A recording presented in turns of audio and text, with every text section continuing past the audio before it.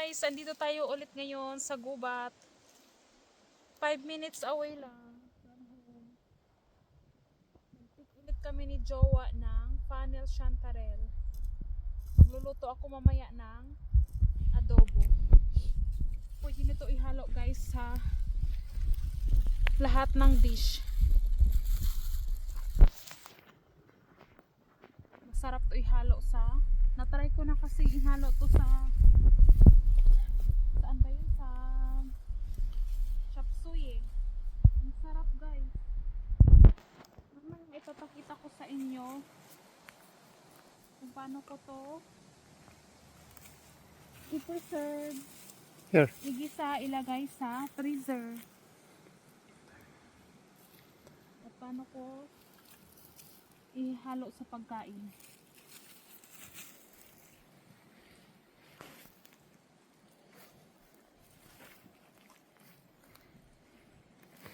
Only been here like 1 hour to pick now.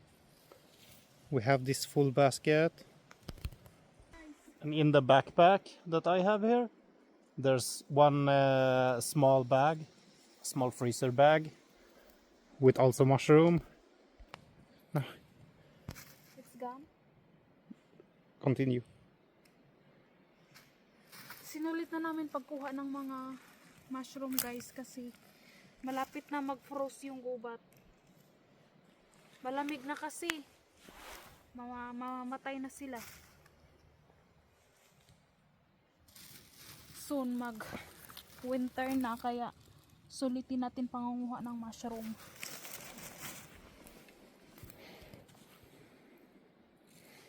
It's good for 1 year. And of course, you get to be out in this beautiful nature here. Look guys. Mag-walking lang sana kami. Para sulit ang walking, manguha na din kami ng mushroom. It's not the best weather right now. It's very, very cloudy, almost about to rain, a little bit cold, but the mushroom likes it.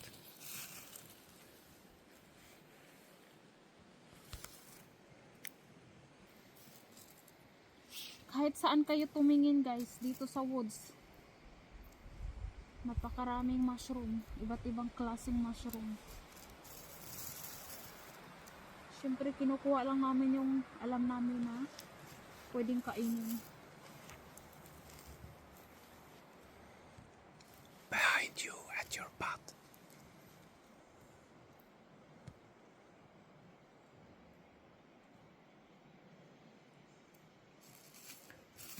After nito, uwi na kami. At your butt.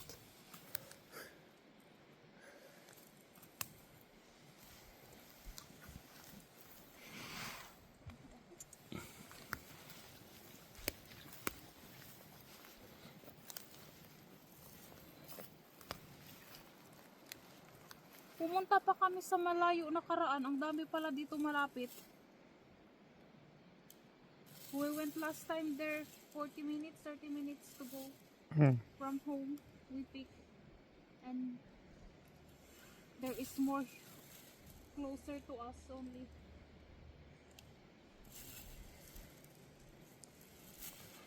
This mushroom, you don't need to go far. It seems it's in all the woods. And here we already been picking like 3 times now. And there's still very much mushroom left. That's enough na nila. See you later when we start to preserve the mushroom.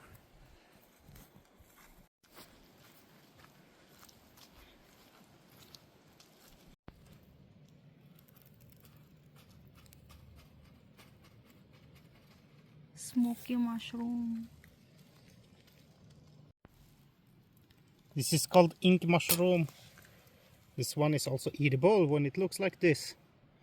When it's done, it will open up here and get black and the cap will go outwards.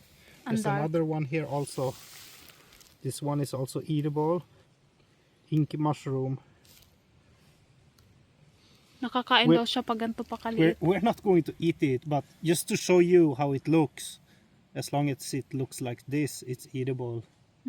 It's When yummy. it starts to get black, it's not eatable. You try to eat that before? No, I did not eat it before, but I know it's There is eatable. more here. And this one also is the flaky one. This one is not flaky, and this one is flaky.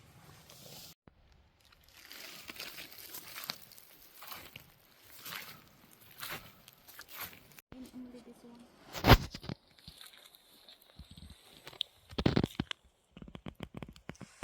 Cinematic.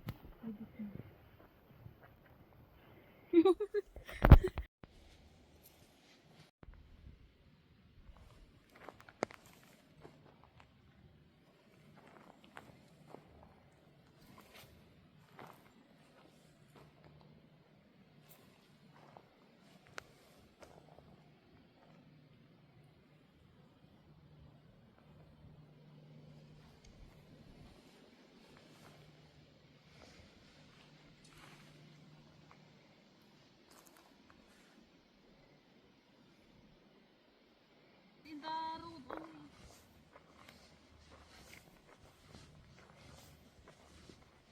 They are crazy growing here.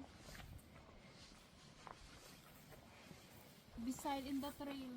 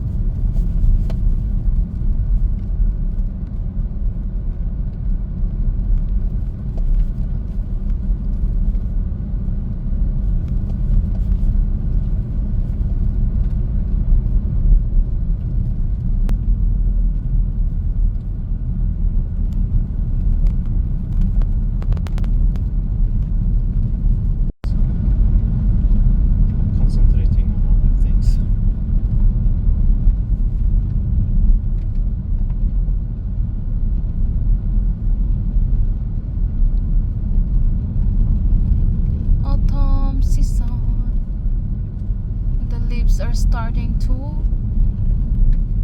be golden or yellow or red. Only the fine tree. It's still green and will be green all winter long.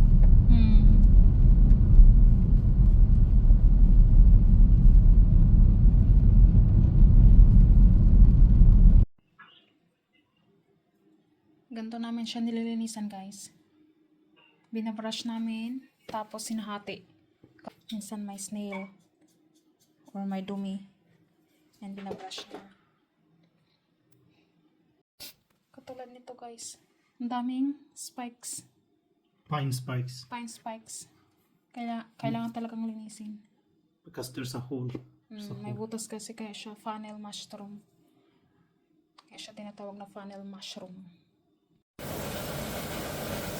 Tatanggalan muna namin siya ng tubig, guys, bago namin ilagay sa freezer.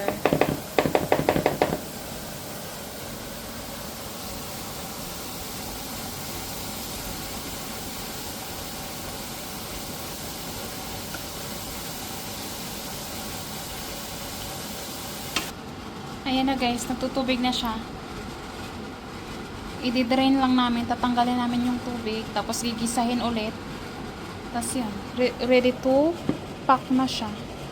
Ilalagay namin sa freezer for batch. Kukuha na lang kami kapag magluto na.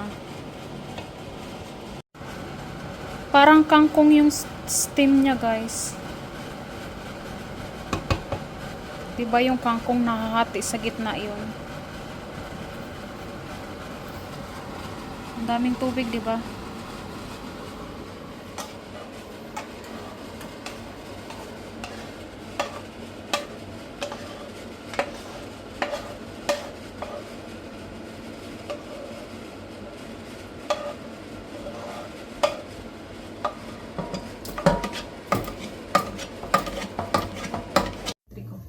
Hi guys! Good afternoon here. Magluluto kami ngayon or magluluto ako ngayon ng adobong sitaw na may giniling at funnel chanterelle. Ito, gisahin ko muna yung or tanggalin ko muna yung katas ng ating mushroom chanterelle. At kapag nawala na yung water, guys, mag-add lang tayo ng butter. Kahit kunting butter lang.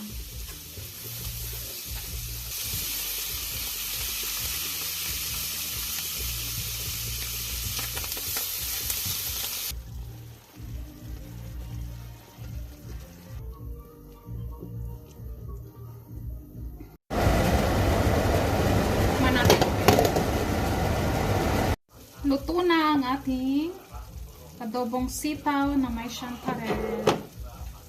Kainan na.